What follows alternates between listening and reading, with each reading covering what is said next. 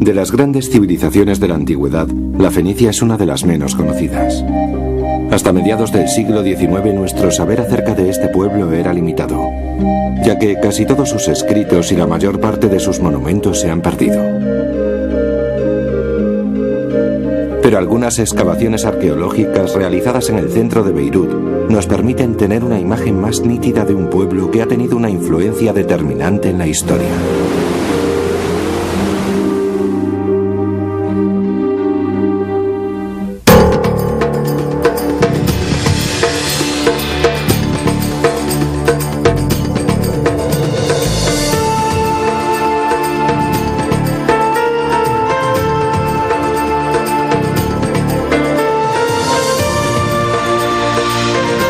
El legado de las civilizaciones antiguas.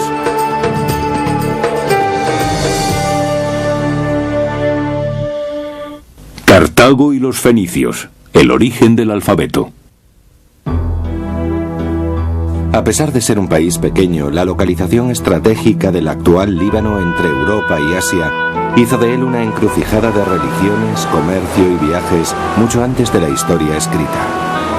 Desde las antiguas rutas comerciales de las especias hasta las tuberías petrolíferas tendidas por las multinacionales de hoy, el Líbano siempre ha servido de nexo para el comercio entre Oriente y Occidente. La historia del Líbano se remonta a una época remota de la antigüedad que conocemos solo fragmentariamente. Lo que sabemos de la civilización fenicia es que empezó a desarrollarse alrededor del año 3000 a.C., en el extremo oriental del Mediterráneo, en la zona que hoy ocupan Siria, Líbano e Israel. Los fenicios vivieron en la región de Canaán hasta 1200 a.C., siendo conocidos como el pueblo cananeo. Los griegos los llamaron fenicios y los romanos púnicos, por el color púrpura del tinte que este pueblo usaba y exportaba.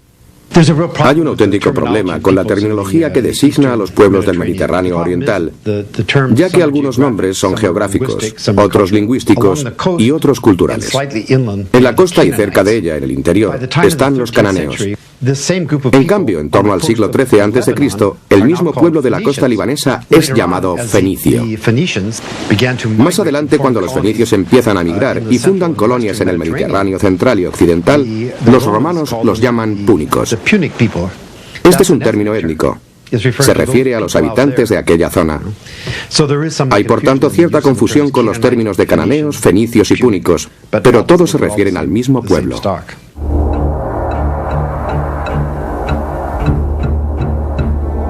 Tras la caída del Imperio Micénico, a comienzos del tercer milenio antes de Cristo, los fenicios, a través del comercio y las colonias, empezaron a extender su influencia por todo el Mediterráneo, e incluso más allá.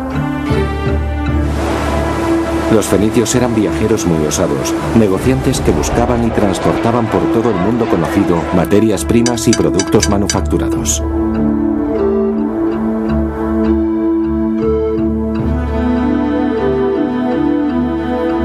Vivieron en Líbano hasta que otros pueblos en oleadas sucesivas invadieron su estrecha franja de tierra. Primero fueron los asirios y después, en el 332 a.C., Alejandro Magno tomó la ciudad de Tiro y la sabiduría de los fenicios de Oriente fue adoptada por los griegos. En Occidente los fenicios mantuvieron una larga disputa con Roma. En el 146 a.C., su gran capital del norte de África, Cartago, fue saqueada e incendiada, lo que significó el fin de su cultura. A partir de entonces, el imperio fenicio occidental pasó a manos romanas. Durante más de 1000 años, los fenicios vivieron a lo largo de la fértil costa del Líbano. Sus 3 ciudades principales eran Tiro, Sidón y Biblos. Cada una de ellas constituía un estado independiente, aunque en ocasiones pactaban alianzas entre sí. Estas ciudades atrajeron a hábiles artesanos y orfebres que trabajaban cobre, plata y oro, tallaban marfil, sabían usar el torno de alfarero y eran expertos carpinteros. Aunque los fenicios cultivaban el campo y criaban ganado vacuno y ovino, el terreno del que disponían era insuficiente. Entonces dirigieron la vista al mar para ampliar su influencia, y pronto se transformaron en uno de los grandes pueblos marineros del mundo antiguo. Líbano se encontraba en medio de la ruta de caravanas que transportaban oro, marfil, esclavos e incienso desde África, a través de Egipto, camino de Europa. El viaje por mar desde Líbano ha sido siempre más rápido y seguro que las largas y peligrosas travesías terrestres. Las mercancías poco voluminosas podían transportarse por tierra a lomos de animales, pero para los bultos pesados como la madera se usaban las rutas costeras. Los barcos eran impulsados por el viento sobre una gran vela rectangular sujeta a un único mástil. Cuando no soplaba el viento, eran los remeros en doble fila los encargados de hacer avanzar el barco. Los dos tipos principales de barco para navegar por el Mediterráneo eran uno ovalado para el comercio y uno más alargado, el barco de guerra. Los fenicios usaban ambos. Construyeron abrigos costeros, puertos y fortificaciones como defensa contra piratas e invasores. Se aventuraron cada vez más lejos hasta tener plazas comerciales o colonias por todo el Mediterráneo. Casi la mitad de la costa norteafricana, desde el Atlántico hasta Egipto, estuvo bajo control fenicio. Y en el sureste de España también llegaron a asentarse. Sus leyendas hablan de una expedición iniciada en el Golfo de Suez, que siguió hacia el sur bordeando el continente africano. Subió por la costa occidental y regresó entrando en el Mediterráneo a través de las columnas de Hércules, en el estrecho de Gibraltar. El capitán de aquella expedición afirmaba haber visto la estrella polar descendiendo por el cielo cada noche hasta desaparecer completamente. Es la prueba de que, en ese viaje, los fenicios habían llegado hasta el extremo sur de África. La antigua Biblos, 40 kilómetros al norte de la actual Beirut, construida en torno al 1100 a.C., tiene una enorme importancia histórica. Los arqueólogos la consideran uno de los más antiguos asentamientos humanos del Mediterráneo. Según la tradición, Biblos fue fundada por El, el dios supremo, que rodeó a la ciudad de una poderosa muralla.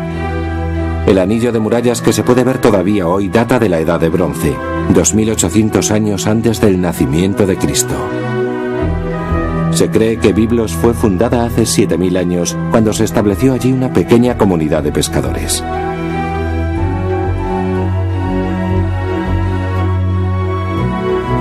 Conocemos los nombres de algunos dioses del panteón fenicio. Baal fue uno de los más importantes y al parecer requería que se le ofrecieran sacrificios infantiles. En 2800 a.C. se levantó en Biblos un gran templo dedicado a Balat Gebal, la señora de Biblos. Esta diosa protegió a la ciudad durante más de 2000 años. Un siglo más tarde se levantaron obeliscos tipo dolmen para delimitar el recinto sagrado. Biblos era un puerto muy importante para los egipcios, ya que ellos carecían de madera y necesitaban los cedros de Líbano para ataúdes de madera y otros objetos. A comienzos del tercer milenio antes de nuestra era, Biblos era el principal puerto del Mediterráneo oriental, exportando grandes cantidades de madera. Ya en el año 2700 desde Biblos enviaban a Egipto maderos para los barcos funerarios del rey. Biblos recibió una muy temprana influencia de la lengua y literatura egipcias. Sus habitantes conocieron el sistema de escritura directamente a través del comercio. La mayor diferencia entre la escritura egipcia, que es jeroglífica, y la cananea, que es alfabética, estriba en que la egipcia utiliza ideogramas para referirse a palabras enteras. Los cananeos se inspiraron en ella, haciéndola acrofónica, es decir, manteniendo el primer sonido de la palabra. Así, por ejemplo, la palabra para designar casa en la mayoría de las lenguas semíticas es beit, beitu o bait. Entonces el dibujo de una casa se utilizó no solo para referirse a casa, sino también para referirse a un sonido, B. De igual modo, la A es el signo de una cabeza de buey. Por supuesto, la pregunta que nos hacemos es por qué tuvieron que girar 90 grados las letras en el alfabeto romano. Originalmente los signos se escribían así. Escribimos esto en papiro o en otro soporte.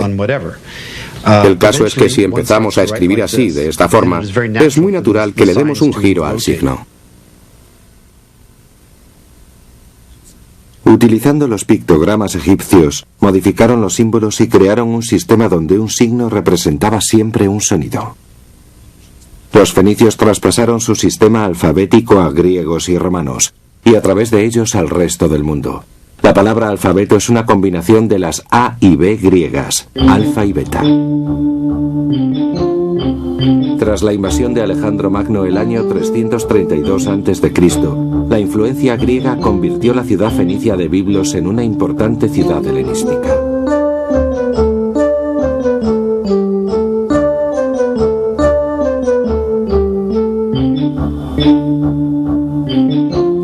Bajo el dominio romano fue un centro de culto a Adonis. Se construyeron nuevos baños, templos y teatros. Cerca de las ruinas de un templo hay un gran Kuros, una estatua masculina partida por la mitad. En un pequeño promontorio rocoso dominado por las ruinas de un castillo de las Cruzadas está la estructura mejor conservada de la antigua Biblos.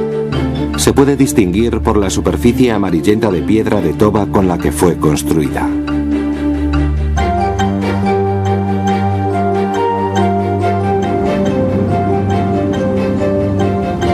La entrada del castillo conduce a un pórtico que parece neogótico. Las hendiduras de los muros tienen un fin defensivo. La cúpula protege el corredor subterráneo utilizado para escapar durante los asedios. Otros asentamientos fenicios son Berito, hoy Beirut, Saída, conocido hoy como Sidón, y Tiro.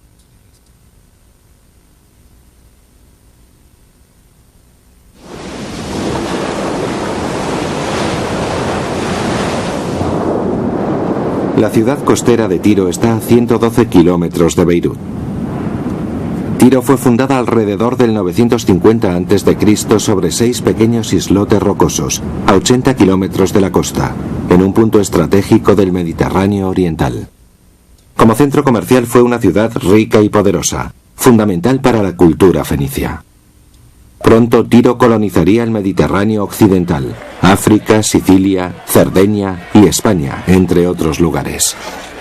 Fue el rey Hiram de Tiro quien recibió el encargo por parte del rey Salomón para que construyera su palacio y el templo de Jerusalén. Hiram le proveyó de operarios y madera de cedro, todo lo necesario para construir el gran templo de Israel. El trazado de Tiro es más conocido que el de otras ciudades fenicias.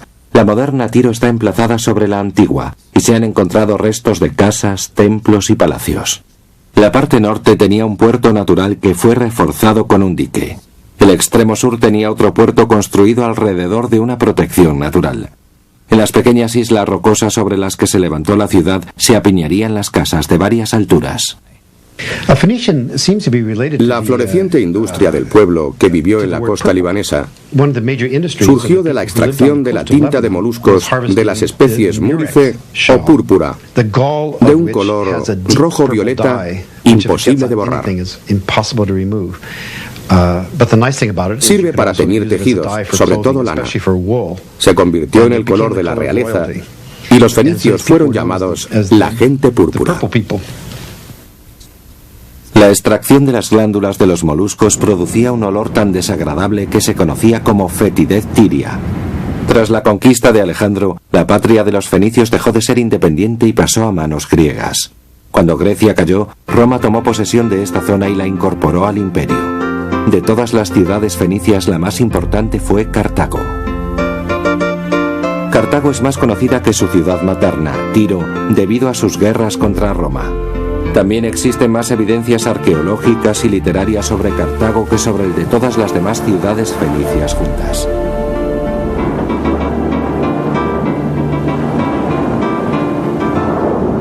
Cartago comenzó siendo una colonia de Tiro alrededor del año 800 a.C.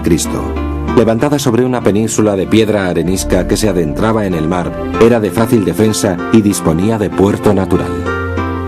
Situada cerca de la moderna Túnez, Cartago comerciaba con oro, marfil, esclavos y plumas de avestruz traídas a través del desierto.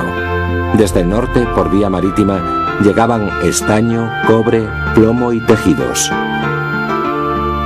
Durante un siglo, Cartago superó a Tiro en importancia en la cultura fenicia. Dentro del recinto amurallado, la parte sur de la ciudad era baja y llana, mientras la zona norte ascendía hasta lo alto de una meseta.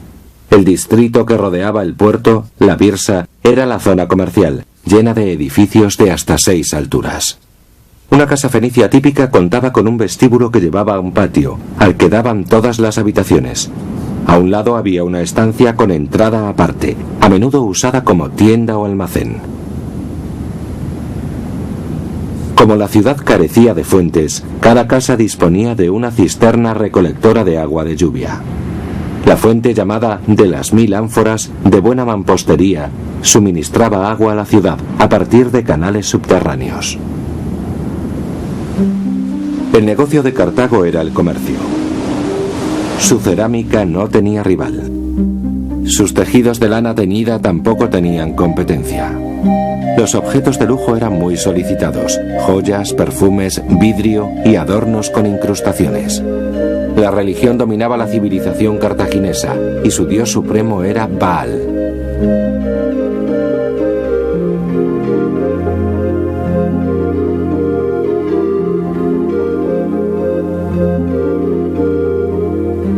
Los sacrificios eran el gesto de reverencia más importante en la religión fenicia. Se cree que sus sacerdotes sacrificaban animales e incluso niños. Se ha dicho siempre que practicaban sacrificios infantiles para reverenciar a los dioses de la cosecha al comenzar el año. Pero recientemente esto se ha discutido. Hay quien afirma que nadie puede ser tan cruel.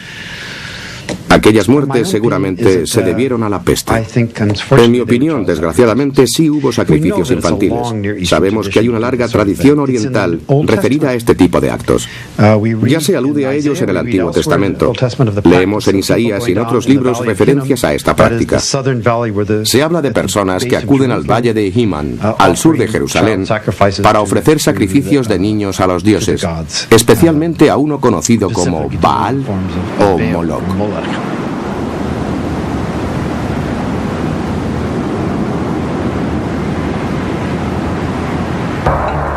Cartago también fundó colonias en España, como Cádiz, Cartagena, Ibiza. Todo el sureste de la península ibérica fue fenicio. Estas ciudades comerciaron con Egipto, Roma y Grecia, la lejana Britania y la costa occidental de África. Los cartagineses fueron los dueños del Mediterráneo y consecuentemente de una magnífica flota. Con gran inteligencia organizaron su comercio marítimo dividiendo cada puerto en 2 partes.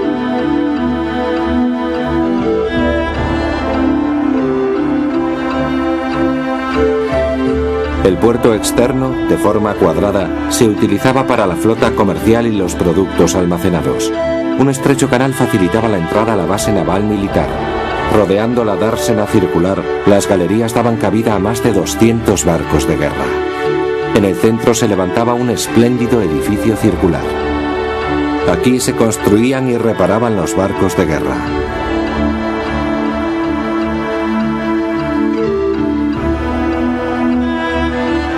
Desde la torreta superior, el comandante podía ver la flota cuando salía o entraba en puerto. La preponderancia de Cartago la hizo entrar en conflicto con la otra gran potencia de la época, Roma. Cuando Roma fue lo suficientemente fuerte, luchó contra Cartago por la posesión de Sicilia y dio comienzo la Primera Guerra Púnica. El más conocido de los jefes cartagineses es Aníbal. Según Napoleón, Aníbal fue el mayor líder mercenario de su tiempo, un genio militar. A causa de su reducida población, el ejército de Cartago dependía de los mercenarios. El ejército de mercenarios de Aníbal invadió Italia con la promesa de un ingente botín. La Segunda Guerra Púnica la inició Aníbal atravesando los Alpes con sus mercenarios y sus elefantes. Durante 15 años luchó contra los ejércitos romanos, derrotando siempre al enemigo. Pero todo cambió el año 204 a.C., cuando un ejército romano bajo el mando de Publio Cornelio Escipión atravesó el Mediterráneo e invadió el norte de África. Sin ciudades que saquear, el ejército de Aníbal no sentía la necesidad de defender Cartago. Aníbal solo pudo ver cómo su ejército fue desorganizado y destruido en la batalla final, que tuvo lugar en Zama, al norte de África, el año 202 a.C.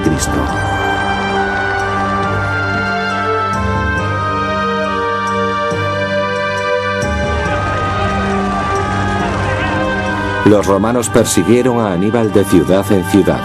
Finalmente fue traicionado y entregado a sus enemigos.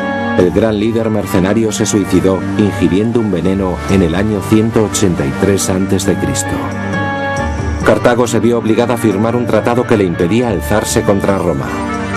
Roma atacó la ciudad el año 149 e inició la tercera y última guerra contra su gran rival. El ejército de Cartago resistió ante Roma durante 3 años antes de caer definitivamente el año 146 a.C. Los pocos supervivientes fueron vendidos como esclavos y la ciudad fue saqueada e incendiada hasta sus cimientos.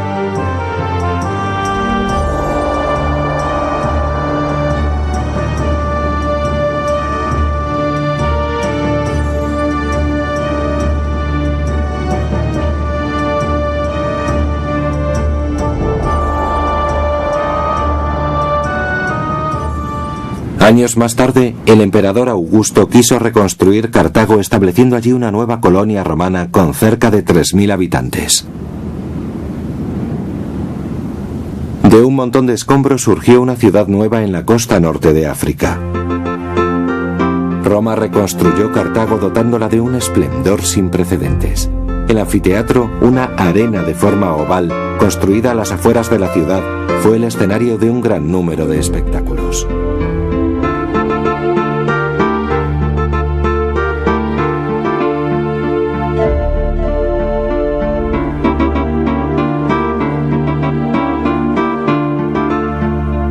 En el recinto arqueológico se encuentran los restos de una villa romana. Esta casa, con su espléndida vista sobre la costa, es conocida como la Casa de las Aves, por los motivos reproducidos en su piso de mosaico. Tiene un patio clásico porticado y un pequeño jardín de forma octogonal.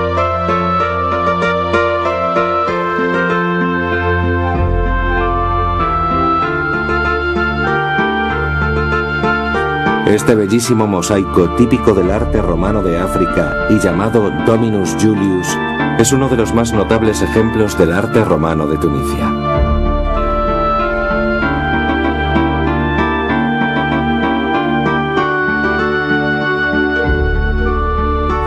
Cuando el cristianismo fue adoptado por el imperio, se erigió la iglesia Domus Caritatis, la mayor basílica cristiana de África.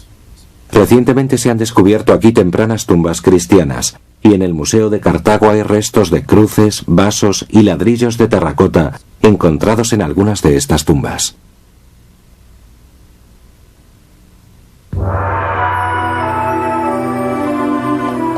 El año 439 de nuestra era, cuando los bárbaros asolaron el Imperio Romano, Cartago fue invadida por los vándalos de Europa Central que llegaron al norte de África desde España y destruyeron la ciudad.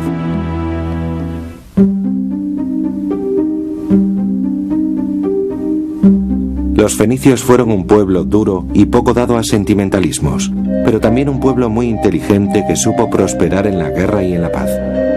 Fueron excelentes marineros y negociantes, gobernaron un imperio e inventaron el sistema de escritura que todavía utilizamos hoy en día.